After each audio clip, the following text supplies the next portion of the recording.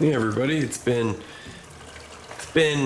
pretty much all summer since I posted that video. That was a silent video with some background music. I figured this time I'll actually verbally communicate my tank with you. Feels a little weird. I'm not one to like hearing my own voice on video, but I'm gonna give it a shot. Anyways, yeah, my tank is really exploded over the summer. It's done very, very well. You can see my Pink's bird's nest if you compare it between my original video. That thing is just exploding. It's actually to the point where I'm gonna have to start trimming it because it is starting to shadow out my I think it's called a Flavia coral. If I'm pronouncing that wrong, I'm sorry. But you know, the corals just in here are doing fantastic. My hammer coral, I moved it up towards the top. Hammer coral's actually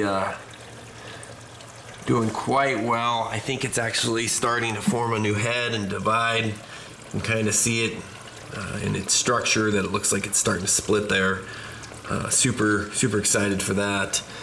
My Dunker coral is just doing amazing. It's got more heads on it than I can count.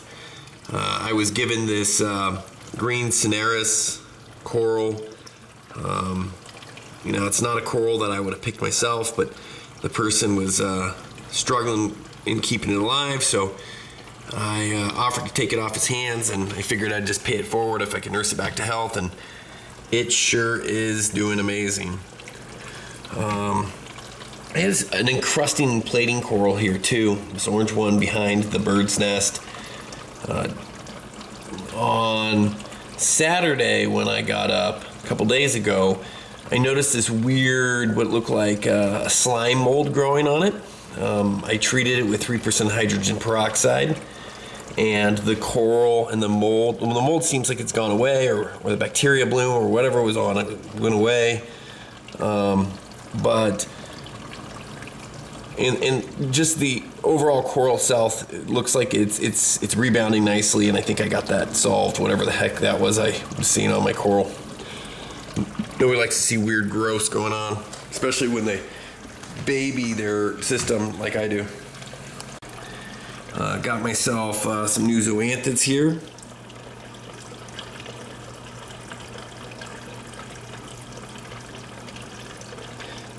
My Bam Bam zoanthids are taking off. And then I got these zoanthids here. Not sure what they're called, but the guy that gave me that green cineris also gave me a bit of those zoanthids, a little plug of them. And they're starting to take off. It's cool.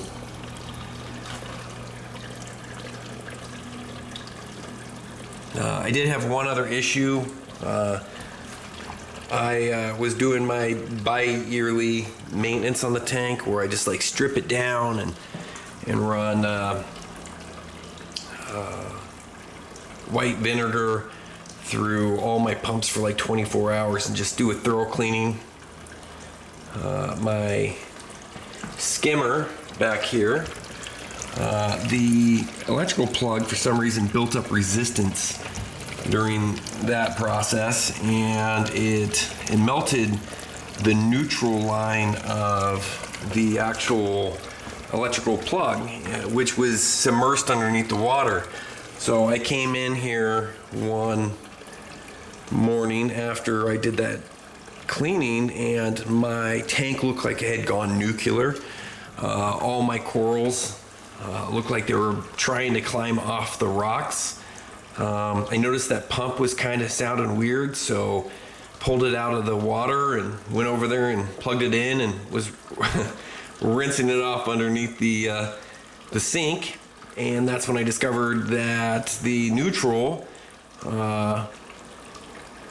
it had actual burnt up, and the actual water or current for that neutral, like the tank itself was completing that circuit. And so I pulled both my pumps out, ordered new ones from Innovator Marine, replaced them, and then it took about a week for all my corals to rebound. But it was awfully scary. Never seen a corals or all corals respond the way they did. You know, I thought after 3 years my tank was done, but they all managed to pull through, got it in time, and everything's looking healthy. Going on 4 years now with this tank, and I can't be much happier with it. There's only one thing I really wish I had done when I got into this hobby, and that was just go with the bigger tank up front. When the corals start growing and filling in and starting to look beautiful, you know, they start competing for space, and then you're stuck with, you know, tough choices like what corals to move, what corals to remove from the tank, pruning. You know, if I'd gone with the 65-gallon tank, I could have spaced things out a little bit more, given myself a little bit more time for the corals to fill in and look. I don't know. I guess my biggest complaint is going with the deep sand bed still. The sand bed's rocking and rolling. It does what it's supposed to do. The pistol shrimp absolutely loves it. But it just takes up a ton of real estate in the tank. So yeah, the tank size is my only complaint, really. Wish I had gone with the bigger tank up front. Anyways, I'm done rambling, guys. Hope you enjoyed this. Catch you on the flip side next time I update the tank.